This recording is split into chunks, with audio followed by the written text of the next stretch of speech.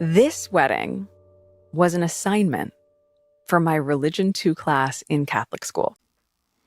This One's Wife, the worst wedding. Hello, I'm H.G. Tudor.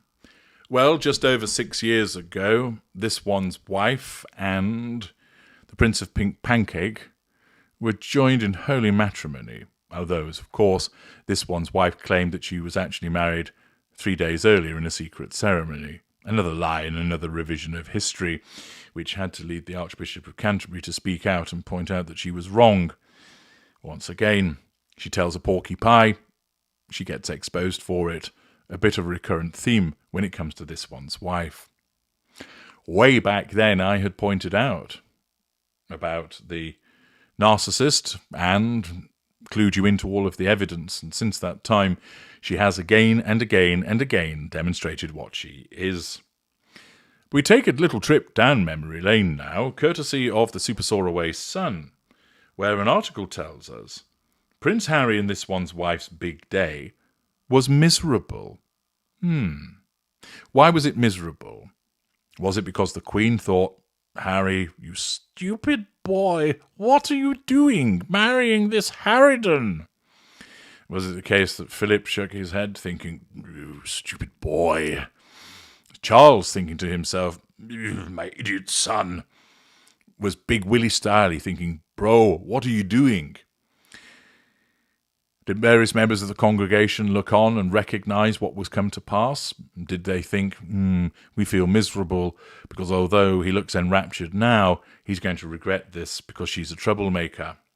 Well, certainly the signs were there, but whether many people in the royal family and the congregation recognised that, well, that's debatable. But was that the source of the misery? Or was it the case that This One's Wife hissed through Richter's grin, I have you now, at the altar, thus alarming the Prince of Pink Pancakes as he suddenly thought, oh shitola, oh, what have I done? And found out it was too late, as the rings had been slipped on the fingers, and they were joined together. Well, actually, this misery comes courtesy of a photographer. Yes, Arthur Edwards claimed the wedding was one of the worst royal events he has ever been to. He recalled the glitzy affair at St. George's Chapel in Windsor on May the 19th, 2018, and how he couldn't get out of Windsor quick enough. In an exclusive interview with the Sun's royal editor Matt Wilkinson, Mr. Edwards said, I was there. I hated the day. It was a miserable day. Well, what was the source of Mr. Edwards' misery? Did This One's Wife wander over, grip his pink pods and give them a squeeze and say, listen, you motherfucker, you better take good pictures of me, okay? Maybe it was because This One's Wife had laid on too much hairspray, and that there was a fog of chemicals surrounding her that perhaps affected Mr. Edwards, making it difficult for him to breathe. Maybe Harry wandered over and issued some instructions as to how This One's Wife ought to be photographed, and that made him miserable. Well, Mr. Edwards explains, I can tell you now, it was the worst royal engagement I ever did. Gosh, what's the source of this poor man's misery? Did they not give him a slice of wedding cake? Did he slip in a turd and fall over, smashing his camera? It was the worst royal wedding I ever did because Harry was determined to keep the newspapers away from it as much as possible. The plot thins. Everything was done on long lenses. It was hopeless, and when they went past in the carriage, they turned away from me. I felt it was deliberate with the British press. In many ways, they were badly treated. Harry was angry at us about things said about This One's Wife. Some of the things were pretty harsh, some were pretty unfair.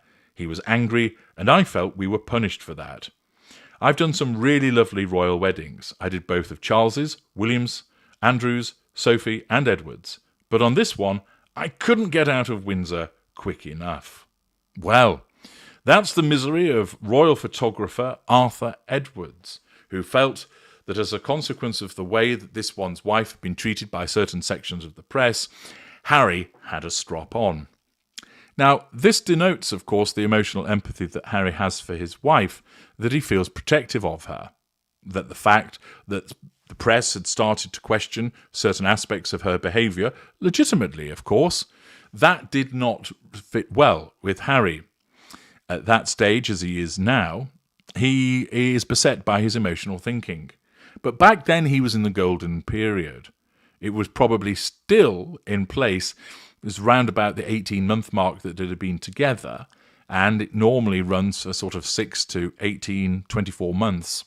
And therefore, with the consolidation of marriage, i.e., him marrying her meant that he demonstrated he was very much under control, the golden period would have continued. Thus, he was treated to all of the good stuff. He was complimented, flattered, supported, given still lots of spicy poontang. She lets you do anything. And therefore, he would have thought to himself, I've got this magnificent fiancée who's now my wonderful wife. I now need to protect her. The British press have been shits to me during my life, thus he has an inherent bias, but also, I don't like some of the things that have been written about my wife. Remember, Harry was and is completely blind to much of her shortcomings. He will have seen more of them doled out as against him. He's not that stupid. He will recognise when she's been unpleasant to him. But for the most part, he is unable to see that a lot of her behaviour vis-à-vis third parties is problematic, and he still swallows the line that she is the one that is the victim, that people are racist towards her, hateful towards her, and certainly back in 2018, he very much accepted that narrative from her. After all he'd seen was a woman who was behaving towards him in a way that made him feel very special. She'd only ever been decent and kind towards him. Although, of course, we saw the way that she behaved in the engagement interview, he will have failed to pick up on the way that she was seeking to control him at that juncture. He was just enraptured by her and felt happy. He'd finally found his Kate. However, even though as time has gone on and he's been devalued, he still has that mindset of disliking the press because, one, he always has done as a consequence of their treatment of him. Two, he blames the press, the paparazzi, the media for his mother's death. And three, the scrutiny of his wife, much of it legitimate, has led him to believe that there is a witch hunt against her also. And therefore, driven by his own emotional empathy, he's been moved to want to protect her, and thus made Arthur Edward's royal wedding a complete misery by insisting on the press being kept far away, that it being long lens only, and apparently turning away when going past the British press pack so that they couldn't get suitable photographs. That, of course, is unsurprising of the petulant nature of Prince Harry, which links into his strong narcissistic traits, but also, at the time, his emotional empathy for protecting his wife. I'm H.G. Tudor. Thank you for listening.